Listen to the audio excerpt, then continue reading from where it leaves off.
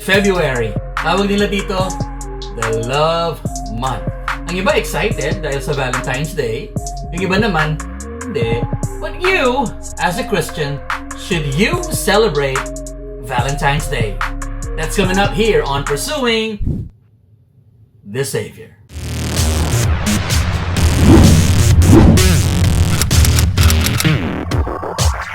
What is going on? My name is Archie, and welcome to Pursuing the Savior.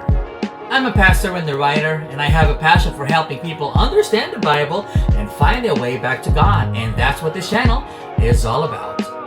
In today's episode, we're going to talk about Valentine's Day, its history, its effects on people, the dark side of it, how Christians should view it, and more importantly, how to make it meaningful and filled with purpose. If you're new to this channel, please consider subscribing and also hit that little bell notification so you won't miss a thing. And if you're watching on Facebook, please follow our official Facebook page, Pursuing the Savior.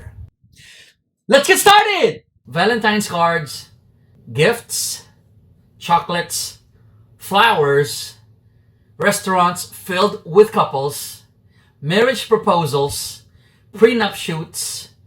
That's what we're going to see next week as the world celebrates Valentine's Day. But before that day comes, let's find out how it all began. What is Valentine's Day? Also known as Saint Valentine's Day. Valentine's Day is celebrated every 14th of February, when lovers express their affection to those who are special to them by giving them greetings and gifts. It is a special day when we spoil those people we love and we make them feel special. The modern celebration of Valentine's Day as a romantic holiday came largely out of England and developed in recent decades. One of the oldest traditions associated with Valentine's Day is sending gifts or cards that convey a message of love, affection, or friendship. Let's take a trip down memory lane and take a look at the history of Valentine's Day. May mga nagsasabi na ang selebrasyon ng Valentine's Day ay may kinalaman dun sa selebrasyon ng ancient Roman festival na tinatawag na Lupercalia na ginaganap tuwing mid-February.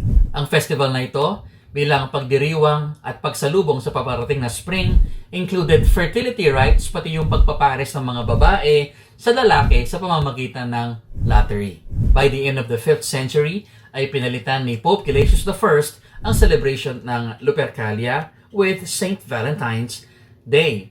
And roughly by the 14th century ay ipinagdiriwang na ang Saint Valentine's Day as a day of romance. May mga sabi-sabi din na ang Valentine's Day ay nahugot ang kanyang pangalan mula sa isang Christian martyr na nagngangalang Valentine na ipinapatay ni Emperor Claudius Gothicus II noong 270 AD.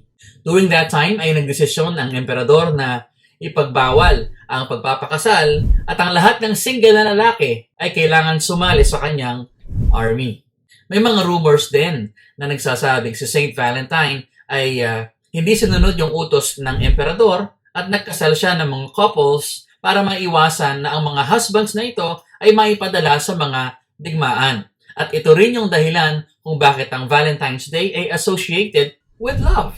It was also rumored na noong panahong si Saint Valentine ay nakakulong, ay naging kaibigan niya yung kanyang jailer na meron namang isang anak na babae na bulag na pinaniniwala ang pinagaling ni Saint Valentine, and at some point ay sinulatan ni Saint Valentine ang daughter nitong kanyang jailer at nilagay niya sa kanyang letter na from your Valentine. Malamang ay doon nagsimula ang history ng pagbibigay ng cards during Valentine's Day. A holiday gone commercial. $19.6 billion. Ganun kalaki ang ginagastos ng mga Amerikano pa lang pagdating ng Valentine's Day. Hindi pa kasama ang the rest of the world dyan. According to statistics noong 2018, ay gumagastos ang isang Amerikano ng an average of $143.56 para sa mga regalo na may kinalaman sa Valentine's Day. At ang nakakalungkot lang ay over the past 3 years ay merong mga online dating scammers and catfishers ang nakabiktima ng mga Americans and Canadians at ang kanilang nakuha ay humigit kumulang $1 billion. The dark side of Valentine's Day. Despite the love and spirit of Valentine's Day, it is not without bad news. Sadly, the things that identify Valentine's Day like jewelries, flowers, and chocolates are also associated with child abuse cases and human rights violations. Isang example dito ay ang chocolate industry na nag-e-employ ng around 1 million kids. Doon pa lang sa top 2 producers ng cocoa sa buong mundo. Ito yung mga bansang Ghana at Cote d'Ivoire. Ang nakakalungkot pa lalo dito ay only 5 to 10% lang out of those 1 million kids ang binabayaran. Ang Valentine's Day ay isang araw na kung kailan mabiling-mabili ang mga alahas.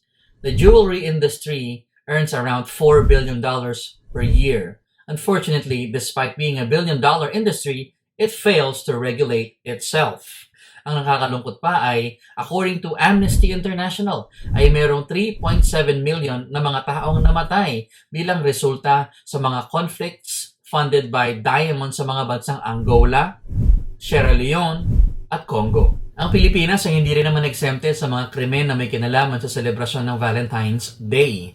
According to the PNP, ito yung panahon na kung kailan yung mga crooks and organized crimes ay binibiktima yung unsuspecting public at ilan sa mga methods na ginagamit nila ay las-las bag, pitas tactics, salisi modus, credit card scam, ipit taxi modus, at bukas kotse modus. Kaya kung tayo po ay lalabas sa Valentine's Day, ay tiyakin po nating ligtas tayo at pangalagaan po natin yung ating mga ari-arian dahil siguradong maglilipa na ang mga masasamang loob sa araw na yon.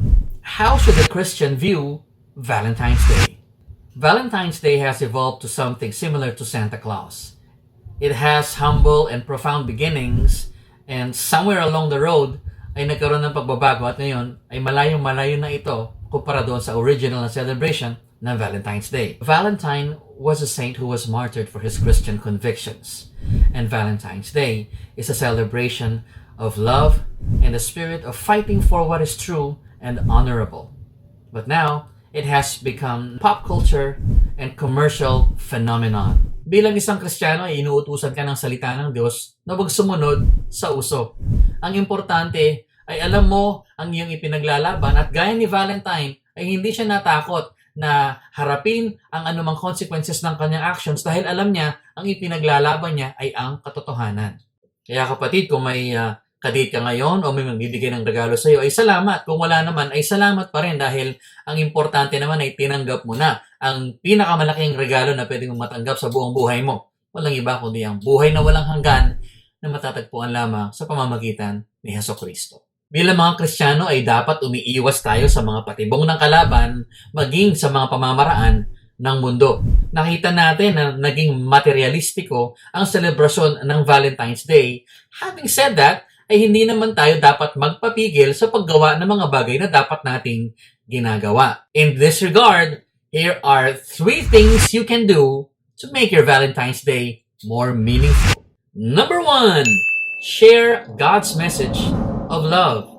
Since napakaganda ng atmosphere kapag Valentine's Day dahil nasa puso't isipan ng mga tao yung salitang pag-ibig, ito ay isang napakagandang araw para kausapin sila at ihayag ang pag-ibig ng Diyos para sa kanila.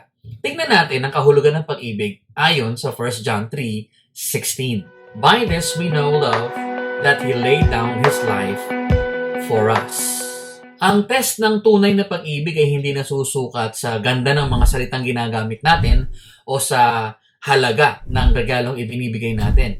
Kundi ito ay nasusukat sa ating willingness o sa kagustuhan natin na ialay maging ating buhay para dun sa ating minamahal. At yan ang ginawa ng ating Panginoong Hesus na hindi alintana ang sakit at hirap at kamatayan. Maiparamdam lang niya sa atin. Mapatunayan lang niya na totoong mahal niya tayo. Jesus is the ultimate example of love. Not only did He say He loves us, He proved it by willfully dying on the cross to pay for the penalties of your and my sins. That is why you take Valentine's Day as a great opportunity to tell people about the love of God. Number 2, serve others in love. Tignan natin ang sinasabi ng Galatians 5:13. For you were called to freedom, brothers. Only do not use your freedom as an opportunity for the flesh, but through love, serve one another.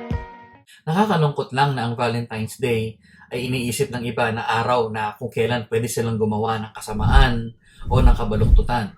Pero ikaw bilang isang Kristiyano ay kailangan iba ang iyong pag-iisip. You should take Valentine's Day as an opportunity to do good to others.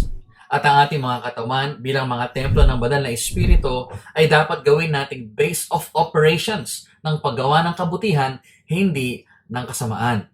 Love is the greatest out of all the Christian virtues, and it is viewed as the motive for all Christian behavior. We know how to love because we experience God's love on a continual basis. We know how to love because God first loved us, and God wants us to demonstrate our love for Him by serving others. Gusto ng Panginoon na paglingkuran natin ng iba at sa pamamagitan nito ay maipapakita natin sa mundong ito na may Diyos na buhay at ang Diyos na ito ay Diyos ng pag-ibig. Isang napakasimpleng paraan para mapaglingkuran mo yung iba ay ang simpleng ipag-pray mo lang sila. You may not realize it, but it feels great when somebody prays for you. Bilang isang Kristiyano ay sinasabi ng Bible, your prayers are powerful. Isa pang napaka-practical na paraan para paglingkuran ng iba ay puntahan mo lang sila at samahan for a certain period of time. Napakaraming tao ngayon ng malungkot at yung simpleng mayroong silang taong makakasama at makikinig sa kanila ay napakalaking bagay na sa kanila yon. Itong susunod kong advice ay parang medyo mahirap siyang nunukin pero ang pag-rebuke natin sa isang kapatid ay isang epektibong paraan para maiparamdam natin ang pagmamahal natin sa kanila. Sinasabihan tayo ng Bible na accountable tayo sa bawat isa. At pag meron tayong kapatiran na namumuhay sa kasalanan, ay obligasyon natin bilang kapatid na sabihan sila at i-remind sila sa kanilang buhay bilang isang tao na binago na ng Diyos. At hindi tayo pwedeng magkibit-balikat lang pag nakikita nating namumuhay sa kasalanan ang kapwa Kristiyano natin. We have to rebuke them and restore them to a proper relationship with God. Sabi nga ng Proverbs ay, an open rebuke is better than secret love. Number 3, release and receive forgiveness. Basahin natin yung Mark chapter 11, verse 25. And whenever you stand praying, forgive if you have anything against anyone, so that your Father also, who is in heaven, may forgive you your trespasses. Minsan may tendency tayo na maging abala sa pagpili natin ng mga regalo na ibibigay natin sa mga mahal natin sa buhay tuwing Valentine's Day. Na isasantabi yung katotohanan na minsan may kailangan pala tayong patawarin at ihingi din ng tawad. Bilang isang anak ng Diyos ay may idea ka kung anong ibig sabihin ng forgiveness because you yourself are a recipient of God's forgiveness. However, may mga taong hindi naman yun naiintindihan. At ang sabi ng Panginoon, kung mag-aalay tayo, ay kailangan walang bara yung ating puso. Kung meron tayong kagalit, you have to make sure na mag-release tayo ng forgiveness at humingi din, tumanggap din ng forgiveness. In conclusion, should Christians celebrate Valentine's Day? Well, ang katotohanan ay hindi naman siya ipinagbabawal at hindi rin siya ipinag-uutos sa Bible. Therefore, ay nasa iyong desisyon yan. It's your conviction. Kung ano man ang gusto mong gawin ngayong Valentine's Day, you have to make sure na ang motibo mo ay pag-ibig at dahil gusto mong maitaas ang pangalan ng Panginoon. Ang panalangin ko po ay naging pagpapala sa inyo ang episode na ito.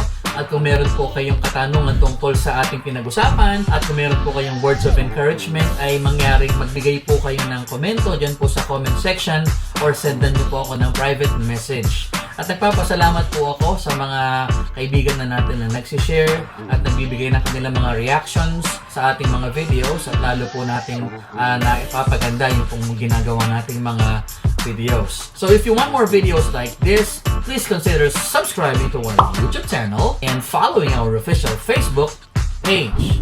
And with that, my friends, I'll see you on the next one.